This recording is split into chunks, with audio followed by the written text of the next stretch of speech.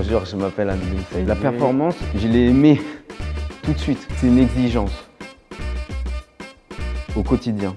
C'est le travail et c'est le sens du détail et c'est ce qui me plaît. Slow motion, parce que le slow motion a une essence de mouvement. Nous avons tous la nécessité de bouger, de se mouvoir sans douleur, sans restriction. Et donc, les athlètes ont besoin de cette mobilité, de ce mouvement. Tous les sportifs ont besoin de ce mouvement. Et même une entité, une structure, c'est du mouvement. Bonjour, je m'appelle Hamidou Saïdié, je suis français. Je suis né aux îles Comores le 23 avril 1975. Et donc, je suis arrivé en France très tôt, à l'âge de 20 mois. Et ça a été le début de ma vie en France, parce que j'ai fait mes études en France. Et j'ai beaucoup voyagé, en fait, puisque j'ai habité à Belfort, à Bordeaux, Paris, Berlin, et de nouveau Paris, parce que mon père était militaire de carrière dans l'armée française, donc on a beaucoup voyagé. Et donc ça a été un plus parce que nous déménagions quasiment tous les 2-3 ans, donc ça m'a appris à en fait, quitter des amis, en retrouver d'autres, et socialement, j'ai appris à communiquer, parce que je suis plutôt timide, donc on va dire, mais j'ai appris à communiquer, à être social, on va dire, socialiser, faire de nouveaux amis, et donc garder cet esprit de communication, de connexion avec mes amis. Du coup, j'ai gardé ça jusqu'à aujourd'hui avec les personnes. Berlin, ça a été une expérience inouïe parce que nous habitions à Paris à ce moment-là. Et donc, j'ai vécu de l'âge de 15 ans à mes 18 ans. Et en fait, ça a été extraordinaire parce que j'ai vécu la chute du mur de Berlin. Et donc pour moi, ça a été important et ça a été une clé dans ma vie, dans la conception de ma vie. C'est-à-dire que pour moi, ça m'a donné cet esprit de tout est possible, et d'une part, et ça m'a donné cet esprit de liberté aussi, parce que j'ai appris les langues, c'est-à-dire que j'ai dû apprendre l'allemand, j'ai aussi appris l'anglais. Et donc, ça a été une première ouverture d'esprit pour moi à travers les langues. Et donc, c'est un peu ce qui m'a poursuivi jusqu'à aujourd'hui, c'est que j'ai appris à parler différentes langues en fonction des pays dans lesquels j'ai évolué ou j'ai habité. Le sport est arrivé très tôt parce que si je me fie aux souvenirs de photos, j'avais déjà un ballon dans les mains ou dans les pieds tout petit, à moins d'1 an, enfin jusqu'à mes 5, 6 ans, 7 ans. Et en fait, je dirais 7 ans parce que c'est la première fois que j'ai franchi le pas d'être dans une structure, c'est-à-dire que j'ai joué au tennis à 7 ans, j'ai fait du judo. Et donc, par exemple, ce sont des sports qui m'ont aidé dans la conscience corporelle. Et donc, ça a été très bénéfique. Mais le plus marquant était le football, parce que j'ai pris ma première licence à 8 ans. Et vraiment, c'était une passion. Et j'aime le foot, j'adore le foot. Donc, et j'ai aimé être en équipe avec des copains, jouer au foot et cette notion de partage aussi.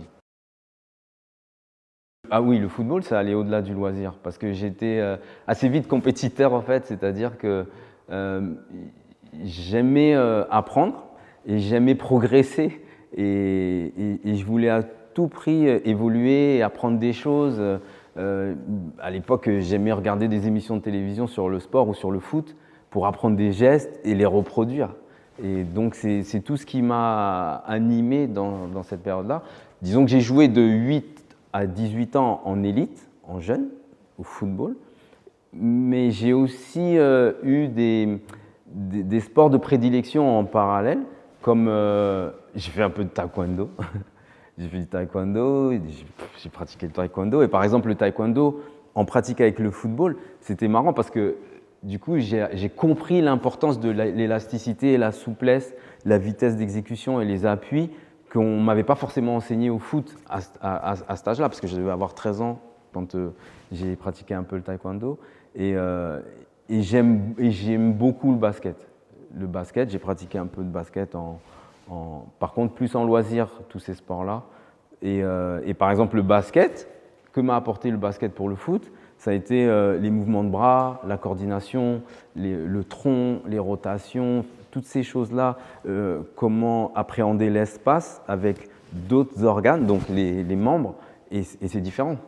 Parce qu'au foot, j'étais plutôt concentré sur les pieds, les membres, le train inférieur, même si les bras sont utiles, mais c'était différent. La kinésithérapie, c'est une histoire assez étonnante parce que je me suis souvenu quand j'ai débuté mes études de kiné à l'âge de 18 ans, que j'ai entendu le mot masseur kinésithérapeute pour la première fois à l'âge de 8 ans. C'est-à-dire que je regardais un match de football des Girondins de Bordeaux et à cette époque-là, le kinésithérapeute avait justement cette fameuse éponge magique, c'est-à-dire qu'il avait un seau à côté de lui, il plongeait l'éponge, il allait au secours, enfin aux soins du joueur quand il avait pris un coup. Et en fait, ça m'avait fasciné de le voir courir, rentrer sur le terrain. Et surtout, ce qui me fascinait le plus, c'était que le joueur se redressait, donc il était mieux, il pouvait continuer. Et ça me rappelait justement ce qui se passait quand je jouais moi, c'est que bon, déjà on n'avait pas de kinésithérapeute, mais en plus quand on prenait des coups, on ne se relevait pas aussi vite. Et donc je me suis dit, mais waouh, c'est intéressant, et puis je disais même c'est un magicien. Mais donc ce qui m'a fasciné, c'est vraiment d'entendre le mot masseur kinésithérapeute, c'est-à-dire le journaliste qui commentait le match avait dit le mot masseur kinésithérapeute. Et ça m'est resté. Ça m'est resté.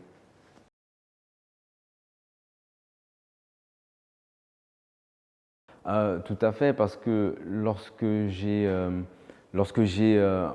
débuté mes études de kinésithérapie, je me suis tout de suite intéressé à ce qui pouvait se faire autour de la kinésithérapie, déjà pendant ma formation. Mais une fois le diplôme en poche, j'ai beaucoup œuvré pour me former, c'est-à-dire la formation continue, c'est-à-dire je voulais continuer à apprendre, je voulais continuer à évoluer, et surtout que j'avais un passif de sportif. Donc la kinésithérapie était un plus, mais je m'intéressais déjà aux sportifs et à l'élite. Donc je voulais trouver les techniques qui me permettraient de traiter et de donner l'accès à la performance aux sportifs. Donc la première étape, ça a été l'ostéopathie, parce que j'ai appris la globalité dans le traitement.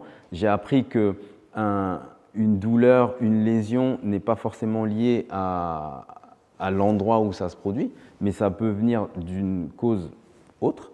Et donc, par exemple, c'est assez étonnant, mais on peut trouver un athlète de haut niveau, un sportif, qui a mal à une épaule parce qu'il a un problème de cheville, et du même côté. Mais ça peut être un problème de cheville aussi de l'autre côté. Donc, il y a cette notion de globalité et de recherche et d'essayer de comprendre qu'est-ce qui se passe dans le corps et qu'est-ce qu'on peut faire pour amener à cette guérison totale. Parce que mon objectif principal dans cette approche, c'est de guérir la personne. Et donc, la première étape était l'ostéopathie.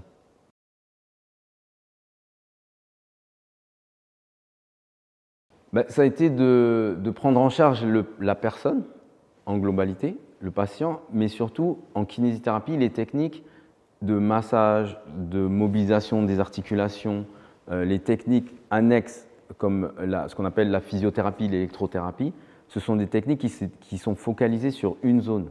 Et l'ostéopathie m'a appris à me focaliser sur différentes zones, donc ça m'a ouvert un champ du possible dans le traitement, et surtout ça m'a apporté de l'efficacité et de la rapidité dans le traitement.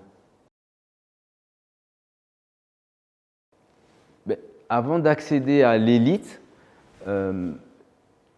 j'ai eu justement ces parts d'évolution dans d'autres étapes.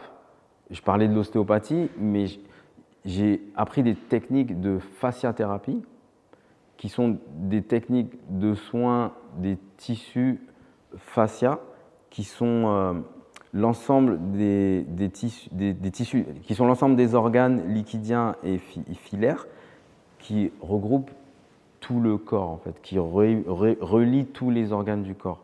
Donc, pourquoi c'était une étape importante pour revenir à la question de l'élite? C'est que j'ai pu apporter une autre dimension au traitement, une autre dimension au suivi et une autre dimension dans la performance. Parce que du coup, ces techniques-là permettaient d'avoir une approche à la fois physique et psychique. Et donc, c'est un autre champ du possible.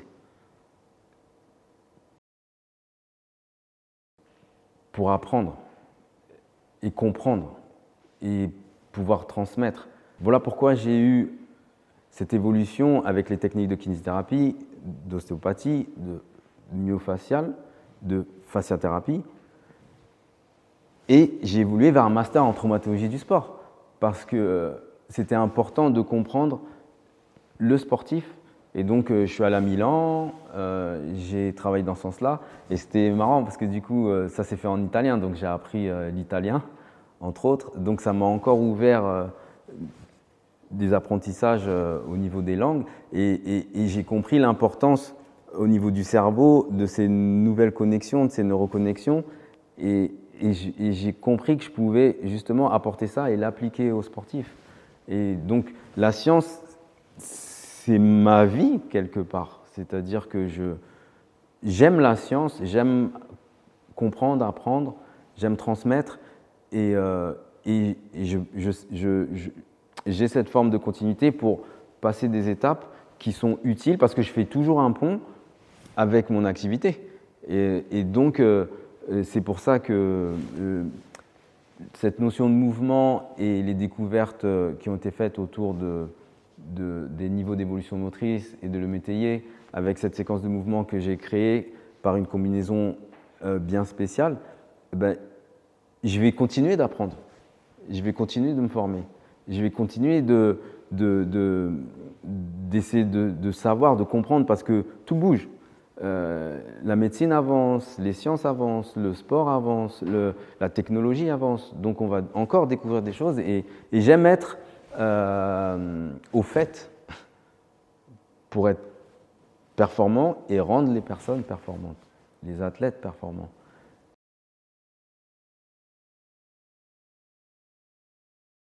Pourquoi j'aime la science? Parce que les bases ne changent pas. Je vous expliquais que le mouvement est essentiel parce que nous bougeons avant de parler. Donc le mouvement ne changera pas, il y aura toujours du mouvement. Et donc il y aura toujours des choses à apprendre. Et donc le pont et la connexion, elle se fait parce que c'est important de revenir aux bases pour pouvoir accéder à l'évolution et à l'innovation. Et c'est ça qui m'intéresse. Parce que c'est comme au football en fait, un contrôle, une passe, ça ne change pas. Et, je veux dire, le porté de la danse ne change pas. Le coup droit, le revers du tennis, l'hypercut, tous ces gestes de sportifs, le passage de haie, le lancer du quarterback, footballeur américain, le baseball, tous ces sports de basket, ce sont des sports que j'aime et je me rends compte que ces gestes ne changent pas. Mais par contre, ils ont toujours besoin d'être perfectionnés. La performance,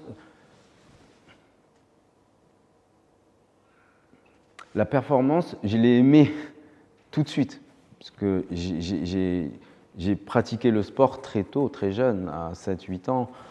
Donc, ce que je retiens de la performance, c'est que c'est une exigence au quotidien, c'est le travail.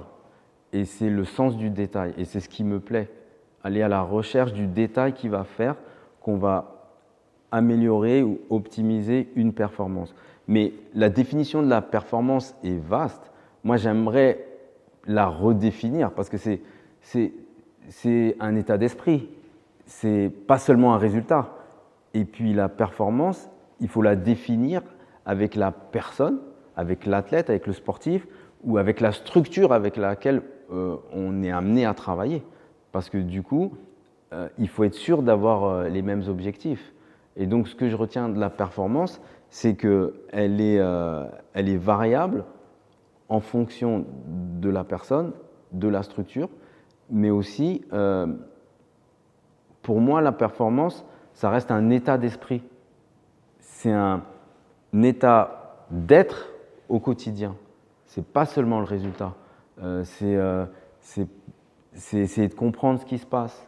C'est essayer d'observer, d'analyser. C'est donner les solutions pour que l'athlète y accède, pour que le sportif y accède, pour que la personne accède à ce niveau-là, quel que soit son domaine.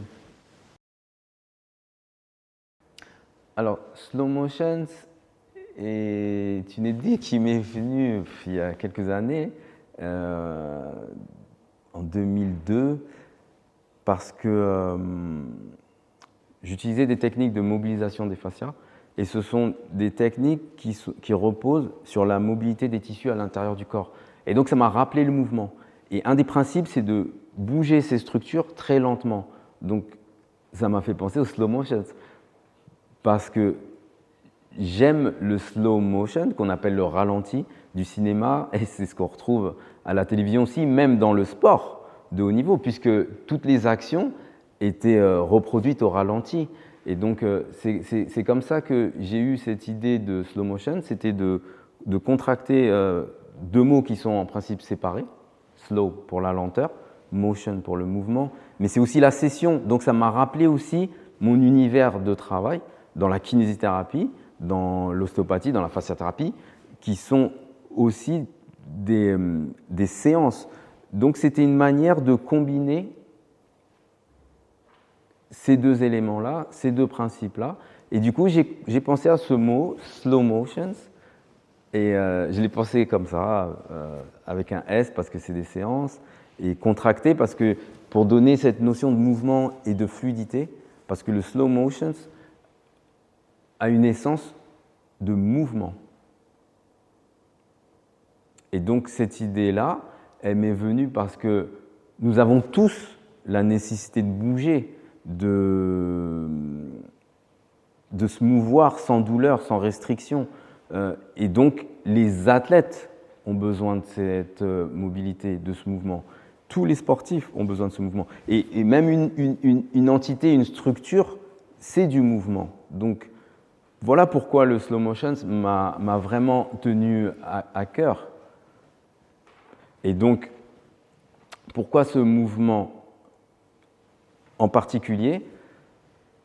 C'est un mouvement qui repose sur des découvertes et des observations scientifiques de Michel Lemétayer, qui est un kinésithérapeute français qui a observé et décrit le développement psychomoteur et les séquences de mouvements et de posture que réalisent les bébés entre la naissance et leur premier pas.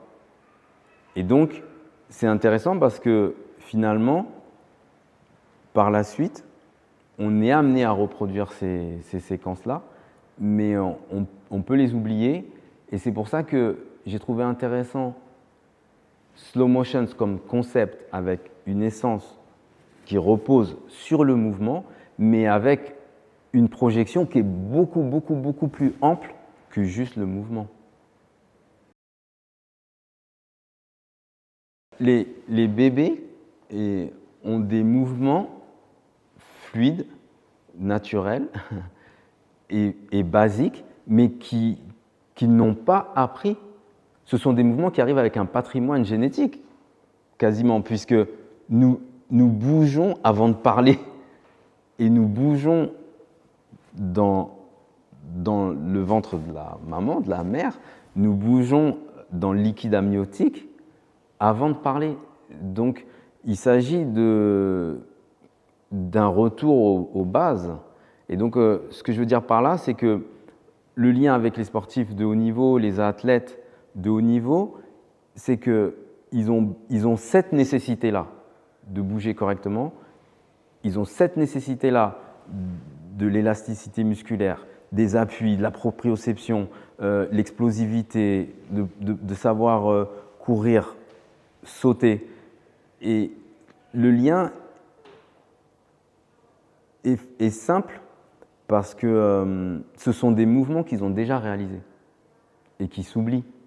Et donc l'idée, c'est de faire comprendre que ces mouvements-là, de la naissance jusqu'à ses premiers pas, ces séquences-là, qui s'appellent les niveaux d'évolution motrice, qui sont en 17 points, ces séquences-là, certains la complètent, d'autres non. C'est-à-dire que vous avez des enfants qui ne vont pas ramper, vous avez des enfants qui ne vont pas faire de quadrupédie, de 4 pattes, vous avez des enfants qui vont passer de la position allongée directement à debout. Donc en fait, ce que je veux dire par là, c'est que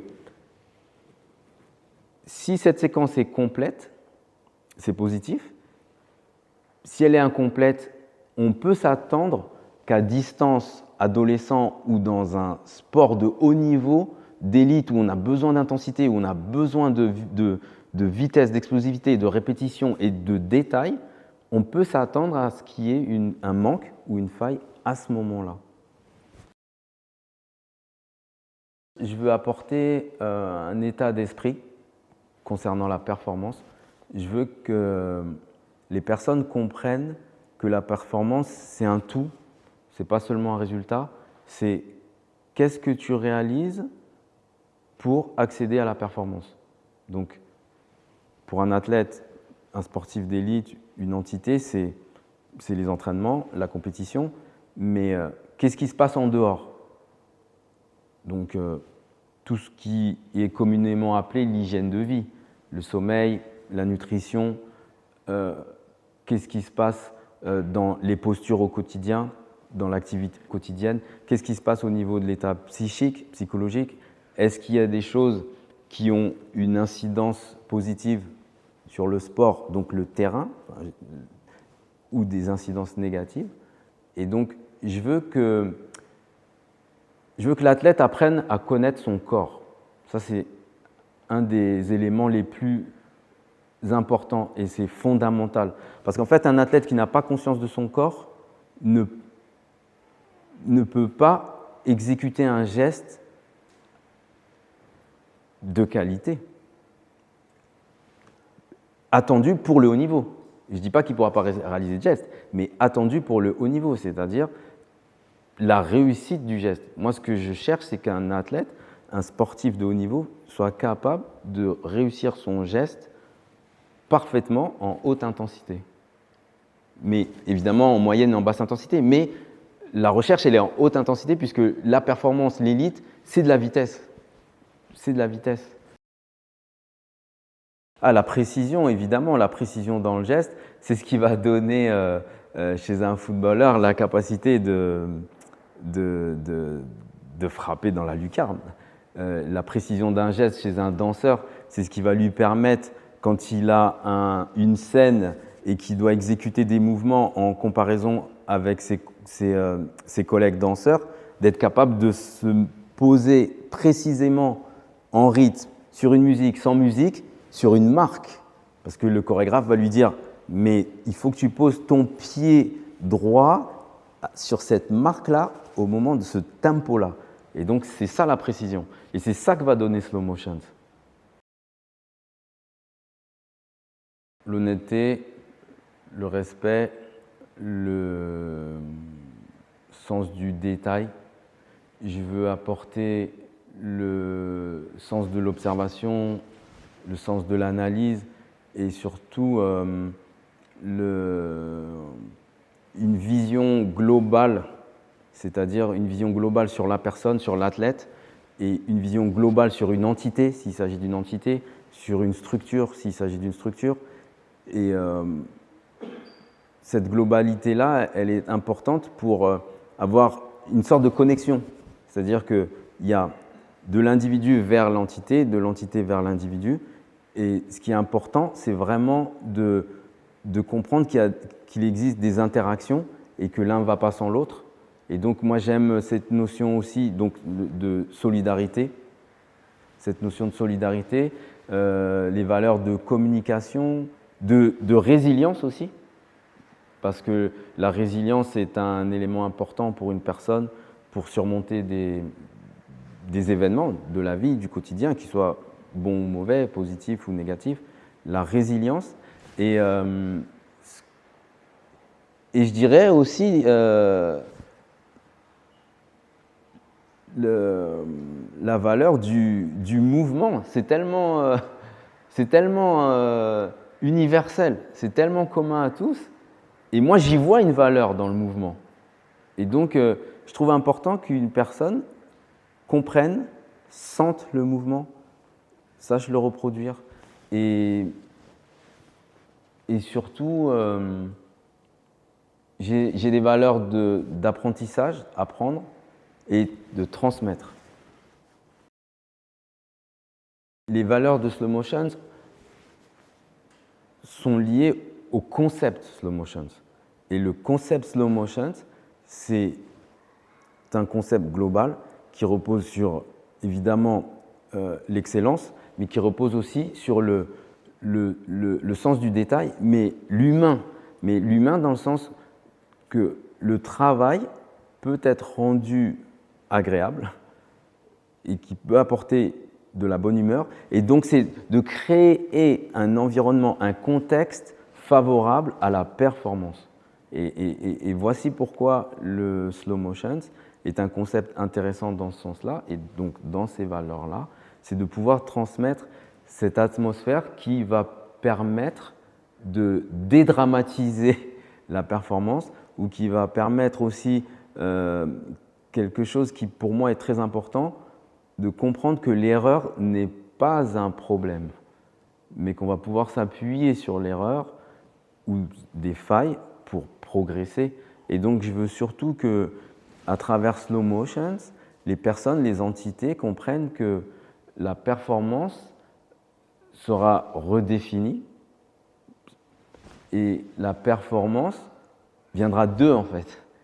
Et moi, mon travail, c'est de les amener à cette prise de conscience et qu'ils puissent se dépasser. Et c'est une valeur importante, c'est le dépassement de soi. Et c'est ce que j'aime dans l'élite, et c'est ce qu'on retrouve dans l'élite, et c'est ce dont on a besoin pour être bon, et c'est ce dont on a besoin pour être performant. Et donc, en effet, je crée un contexte qui permet d'accéder à la performance, mais l'athlète, l'entité et l'institution doivent se l'approprier. Slow Motion s'adresse à l'élite et la performance. Donc, une personne, une entité, une structure sont en permanence en quête de performance. Donc, Slow Motion s'adresse à ces personnes-là, à ces entités-là, à ces structures-là. Et donc, ça peut être un athlète, un footballeur, un basketteur, un joueur de tennis, une danseuse, un danseur, un comédien, un artiste chanteur, musicien. Mais pourquoi je dis aussi les entités? Parce que ça peut être évidemment une structure sportive d'élite, mais ça peut être aussi une entreprise. Un manager général peut avoir besoin de slow motion. Un CEO peut avoir besoin de slow motion parce qu'il est dans une optique de performance.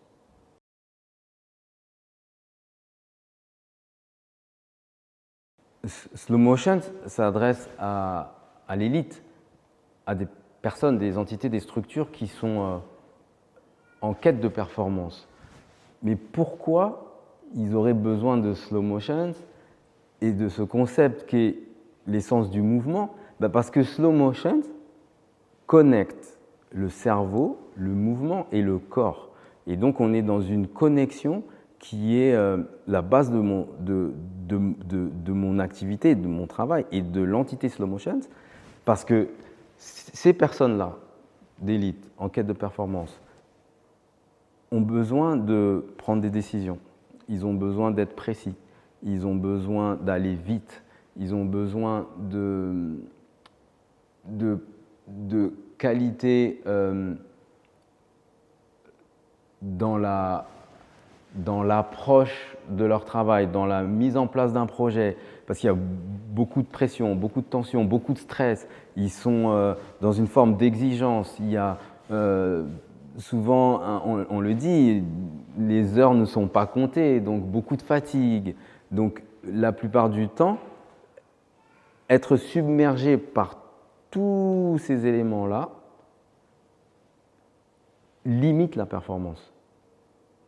Et donc, Slow Motions est là pour définir la performance avec la personne, l'entité et la structure, mais aussi pour trouver les solutions.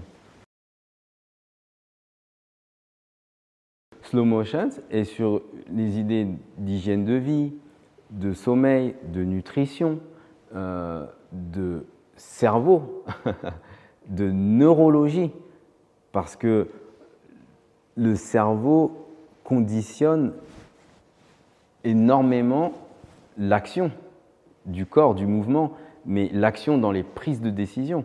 Et l'élite, la performance, ce sont des prises de décision au quotidien. Au quotidien. Comment je m'habille, comment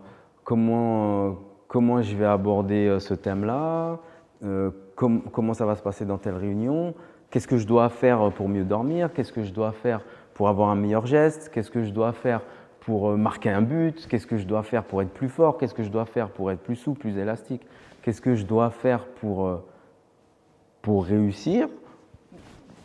Ce sont des questions de performance et ce sont des questions du quotidien parce qu'il existe une exigence et Slow Motion travaille dans ce sens-là.